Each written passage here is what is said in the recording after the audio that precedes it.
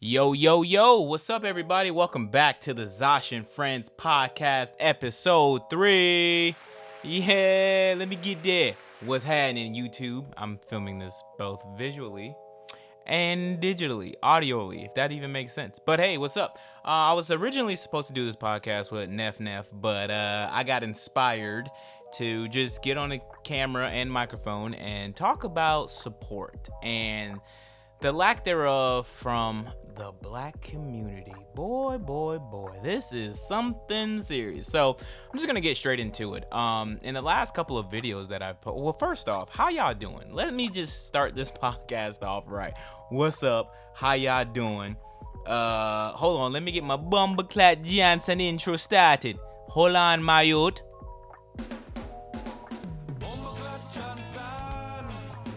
Take it to the island. Bumbleclat Johnson. Take it to the island. Yeah, Shabba. No fish talking. All right, that song comes from the homie Mark from Monetarily Garage. Go show my dog Mark some love. Mark. Yeah, I'll get you guys. Yeah. But what's up, everybody? How y'all doing out there in the world? Like I stated earlier, this is episode 3 of the Zosh N Friendz podcast, and hopefully visually, if you're watching this on YouTube or anywhere, probably most likely YouTube, I hope this setup is kind of dope for the time being. I do not have a studio set up yet and everything like that, so this is just gonna have to work until then. So with all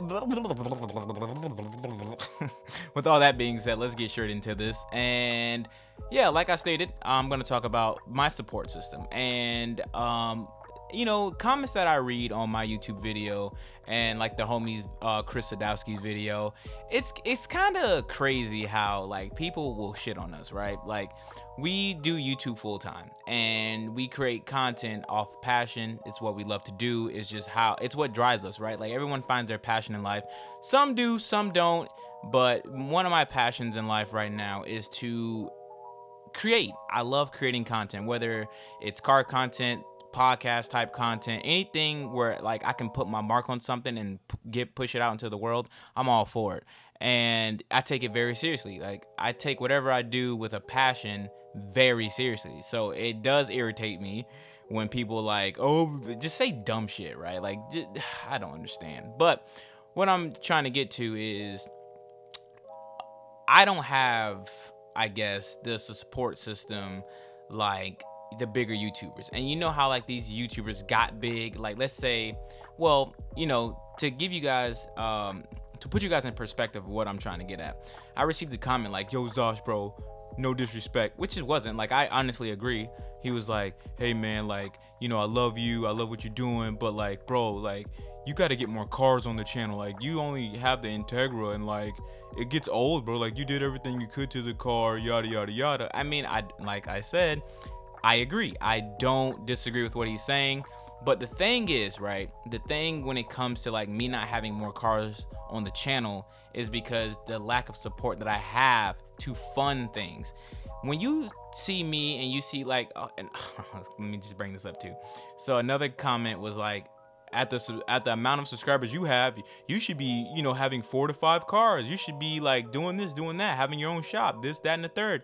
And I agree. Like, you see the homies like Mike, he has like, I think 10,000 more subscribers than me. You see Tommy F, with like what, 20 more thousand subscribers than me. Like, everyone in the subscriber count range from 220,000 to 280,000. I'm in that bracket. I have 250,000 subscribers. I barely average maybe 10k views a video, not even that. And I know why. It's because my channel hasn't had really any good, I wouldn't say really good content, because my content is fire. I will never degrade my content ever like I used to, which was stupid. You never want to degrade yourself, dog. If you listen and you're watching, never degrade what you do, all right? Don't do it. With whatever circumstance that you have, you make the best of it. And that's what I've been doing for the 12 years that I've been doing this YouTube stuff. But granted, in my bucket, I guess, there isn't a lot of stuff in my bucket, like how you see like the Jimmy Oaks, the Tommy F.'s, the Ricer Miatas, you know what I mean? And it's due to my support. Like, you look at their support, like, let's say Rudnick or Fia will drop a t-shirt or something, people will just go buy it and support it. And I don't have that. Like, I just recently released like some Zosh N Friendz box logo t-shirts, and I think I've only sold 2 shirts. And you look at my following, I have 44,000 Instagram followers. I have 250 plus thousand YouTube subscribers, and I can't even, get rid of all my inventory. And it's like, I get it. Some people might not wear it, but I create, clothing that I would wear. And if you have good taste, you would wear it too. I mean, I put a lot of money into Zosh N Friendz, and I was always like naive. Like, not naive, but I was always like, what's the word? I gotta get my vocabulary up. But I always thought that, like, with the following I have, maybe they'll support me. Maybe if I can just drop some clothes or something, they'll buy it. And that's not true. Like, nobody has to support you monetarily. I have support, like, when people reach out to me, and it kind of, it kind of irritates, not irritates me, but it kind of like, I don't understand. Like, people talk about, oh man, I reached out to this YouTuber, but they never got back to me. They never talked to me. They never get back to my DMs. But like, they have their shirt on. Like, they'll come to me for advice on like a specific car or a part, and I'm always answering back my DMs. But like, they don't rock the Zosh merch. They don't like support me, so I can still be able to do what I do. You know what I mean? And I feel like, once it's all said and done, like, I'm not trying to sit here and make this podcast about like people not supporting me or me crying about it. I mean, I used to be really upset about it, but then I got humbled a couple days ago and was like, just cause my name holds weight doesn't mean that people can lift it. That sounds kind of stupid, but what I'm trying to say is, just because people, watch me, support me, and things like that, they don't have to support me monetarily. Money. I need money. I mean, at the end of the day, yeah, bro. Like, that's how you eat on this platform. And like, people like, yo, Zosh, bro, you see Fred doing this, you see Randy going turbo, you should get a job. It's so ignorant to say, because they would like, I talked to this in my Honda group chat with Chris Sadowski and all the homies. It's crazy how like, I can make a video and like the homies, I'll be supporting the homies or whatever, and I'm like, man, that must be nice, just saying it in a joking manner.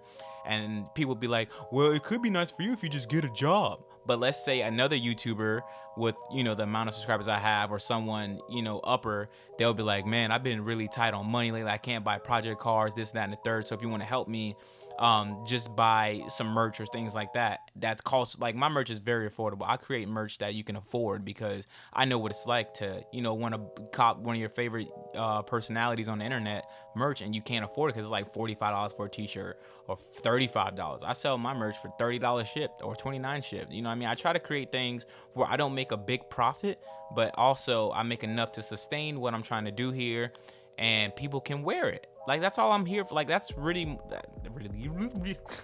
what I like to do, man. I like to just be able to, create product that people can support and buy, and it's not breaking their bank. But like, what I'm saying is, you never see people like bash those type of YouTubers. I'm the only one, aside from Chris Sadowski, who like really take risks and chances on their own product and their own YouTube channel to follow their own dreams. And you get supporters that be like, well, you should just get a job. And I understand, like, there's nothing wrong with getting a job, right? I tried getting a job.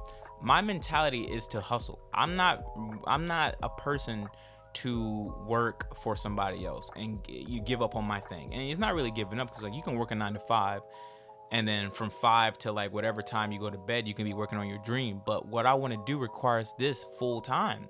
Like, because I know I'm going to make it. Like, I know I'm going to have the support that I want. I know I'm going to be able to work with the people that I want to work with. I know that there's going to be people that see the value in me.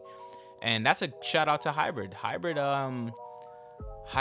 took a chance on me by sponsoring me. I was like their first YouTube person that they sponsored, and look how it worked out. It paid off for them. You know what I mean? I made them, who knows how much money I made Hybrid. You know what I mean? And I don't look at it as like a way like they owe me anything or I'm entitled. That's the worst thing you can be, is entitled to anything. You're only entitled to yourself. Don't ever think you're entitled to anything or anyone. All right? Remember that. Zosh facts, baby. But yeah, like, they took a chance on me. I showed them what I can do with the platform that I have. Like, I have a really great support system, man. I just wish that, like, they supported me more in ways of just liking, commenting, subscribing, which I'm very thankful for. Granted, my views are low, but I know why. It's because I don't have any really interesting content to put out there, and I understand that. But that's all about the change. That's all about the change very soon. At the time of this recording, it's Thursday. You're probably watching this on a Thursday, but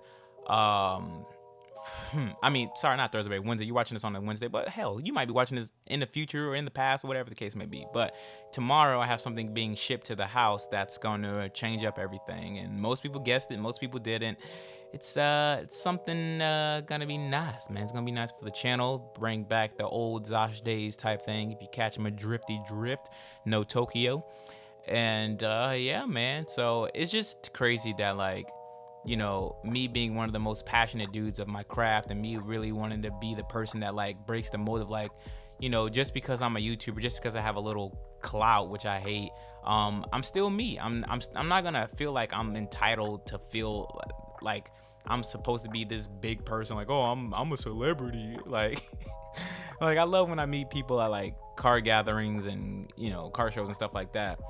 They're like, bro, you're the same person like on camera. I'm like, you're cool, like you're cool as hell. Like I love being able to be who I am. And you know, I could have easily like caked off YouTube and like been somebody that I'm not, like making these fake reaction videos, doing these ride along videos that are like just blatantly obvious that like I want you to like act crazy so I can get views. I mean, I'm all for entertainment, right? It's all entertainment at the end of the day.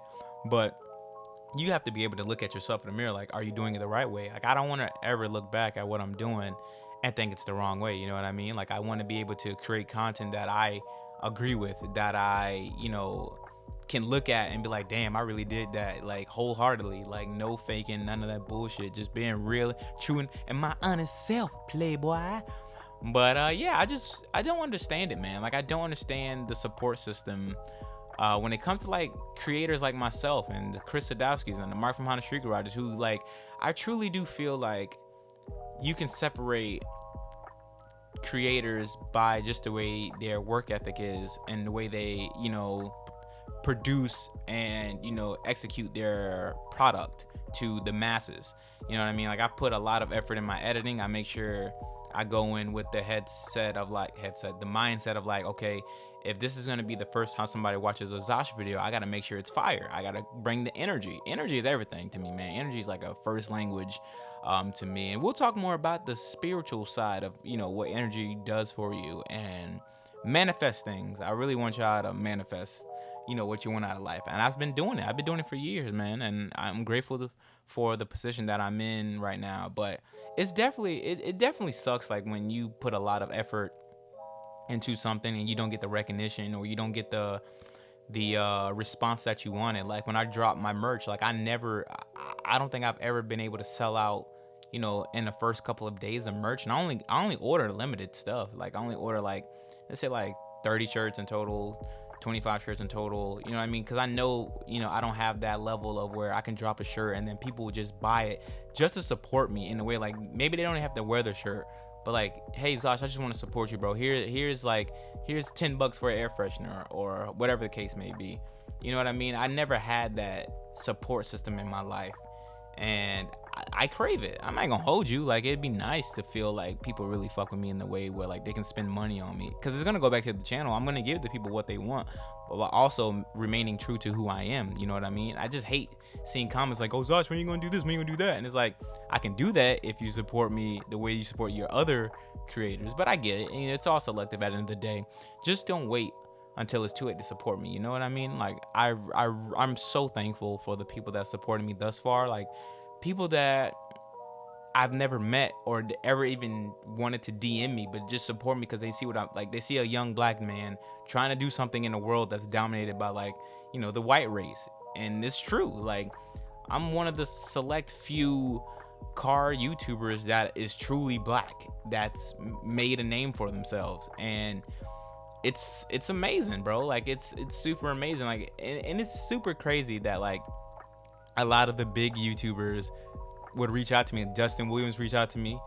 Ben from Gears and Gasoline reached out to me. They watched the videos. Like it's super cool. Like the higher ups recognize me, but like I can't get into that market. You know what I mean? It's crazy, but I know my time is coming. It's just patient. Some people pop faster than others, and I used to always be a jealous person, like very envy of that. Like I used to always talk shit about like the LZs and I'm like the TJ Hunts, like, man, their content is like freaking, it's all the same, blah, blah, blah. Like if I had money, I'll do this and that and the third. And it's like, I can't be like that. You can't be hating on somebody's success. Like, sure, like their circumstances and their things are different. You know what I mean? Like they came from better upbringings than I did. I come from a single family home. You know what I mean? Like my mom has 4 kids. I'm the youngest. My mom, worked odd ends, just to make me just feel like I was keeping up with the kids around me. Like my mom would just sacrifice things to get me things so I can feel a part of the norm from what I was seeing. So everything that I do is always in a form of my mom's like gratitude or her sacrifices. Like my mom sacrificed this lifestyle for me, then I'm gonna do what I can to give her the lifestyle that she deserves. And the goal is to retire my mom. My mom's 57 years old. I want to retire my mom before she has to actually retire, because I want my mom to live another 50 years of just bliss, beautifulness. You know what I mean? Like that's the goal. Like my mom's my best friend. I love her to death. I love my mommy to death. I want to give my dad a great life. He didn't have a great upbringing. I know I never really talk about my dad much, or I would joke and be like, yeah, my dad left me when I was young. He didn't really leave. Like my dad was in my life up until like I think I was like 10. And then he went vacant because out of legal stuff involved my stepmom, my mom, and things like that. So I understood from that point. And no human is perfect. Trauma from your parents goes on to you, and then you give them on to your kids. So I'm just a product of my environment, but I'm just becoming better with it. I'm leaving out the toxins. But anyways, let's talk about black on black anti-support. I have more black support. I have more supporters that aren't black support me than my own people, and it's crazy, and I understand why. I was having a talk with the homie Jermaine the other day. I did an interview with him. Be sure to check that out. I think I posted on my Instagram. I should, or I'm gonna post clips from it. But we're talking about like, why is it that like black people look at what you do in a way where it's negative? Like if I'm not gangbanging, if I'm not selling dope or this and that and the third, that is not supported, and it's very crazy. Like Jermaine is like, back in his day, he was a skateboarder, and like he didn't get the support from people like us, like black people and everything, because it was like, you doing that white people shit, like what are you doing, you know what I mean?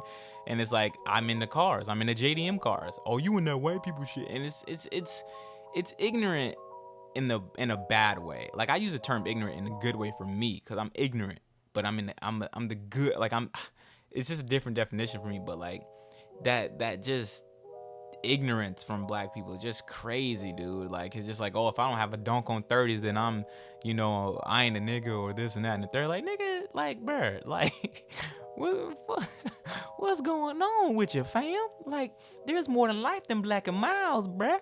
More than life than smoking some mid, bruh. Yeah, people think I smoke. I don't smoke. I never smoked a day in my life.